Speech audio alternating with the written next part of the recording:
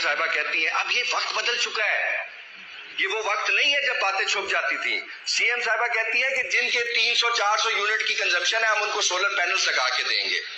اربوں روپے کے ریکارڈ اٹھائیں اپنے ملک کی امپورٹ کے. پچھلے 2.5 سال میں سب سے زیادہ سولر پینل کس نے امپورٹ کی ہیں؟ سلمان شہباز نے اور حسین نواز نے. 2.5 سال انہوں نے سولر پینلز کا سٹاک اکٹھا کیا. اس ٹائم انہوں نے سبسڈی ختم کی اس کے اوپر.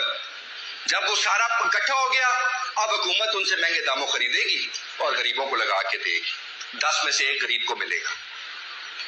پیسہ کون کمائے گا؟ اشرافیہ. پیسہ کون کمائے گا؟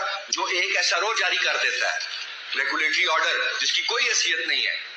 اس کی ڈیوٹی معاف کر دو، اس کی ڈیوٹی لگا دو. حمزہ شہباز صاحب کی 10 گاڑیاں آ گئی ہیں پورٹ پہ، ایسا رو نکال دو، ڈیوٹی کم کر دو ہائیبریڈ گاڑیوں کے اوپر.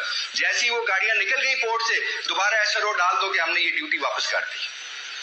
واہ جی واہ، یہ پاکستان چل رہا ہے.